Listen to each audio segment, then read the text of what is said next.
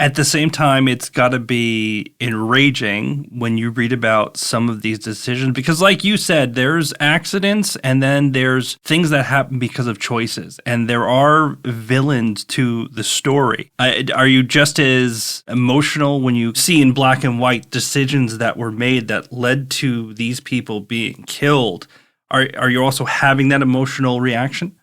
Not in quite the same way, because it didn't make me angry. I found some of it sort of unbelievable, because one of the major villains to emerge from the story is this rocket engineer and manager of the solid rocket booster program at the Marshall Space Flight Center, which was NASA's center for all rocketry. They oversaw the manufacture and design of the rocket boosters. Certainly, by all accounts, Malloy is someone who was this kind of garrulous, collegiate, fun-loving, good old boy.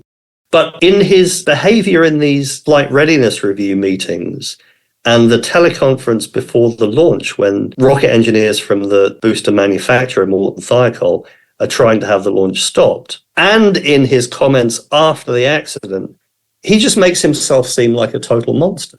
He lacks self-awareness, apparently humanity. He seems callous and displays a kind of disregard for the results of his actions and his decision-making that are kind of absolutely impossible to believe. And that's what I found, is that I would talk to people about Malloy, I would read his own testimony, I'd read interviews with him, and I just couldn't fathom what kind of person this was who was saying these things and attempting to justify his own behavior. So it didn't make me angry. I struggled to comprehend the way he behaved.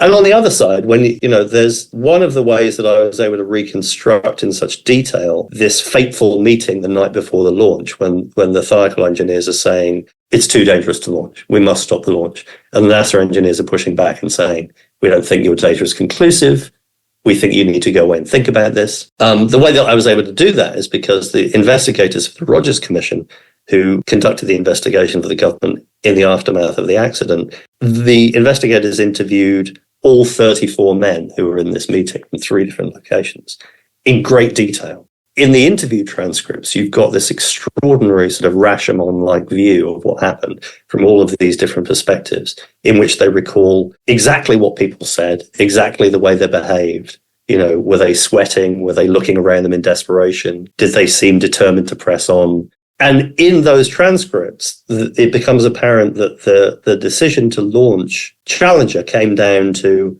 a single person in one meeting the night before the accident happened. This rocket engineer, the head of engineering at Morton Thiokol's Wasatch division, who is the final one of 4 management votes. All 3 votes before him have gone for, yes, we'll change our minds and say it's okay to launch. And it's clear from the way that he behaves in the meeting that he knows how dangerous this is. He absolutely does not want to give the go-ahead to launch, but then feels under such pressure and is kind of so weak-willed that eventually he just bows to the pressure and throws up his hands and says, okay, let's fire. Again, when I was reading the different accounts of this happening, I could not believe it, that it just came down to this one guy with still another 12 hours to go before the launch took place. And it's already too late when this guy says, okay, let's fire.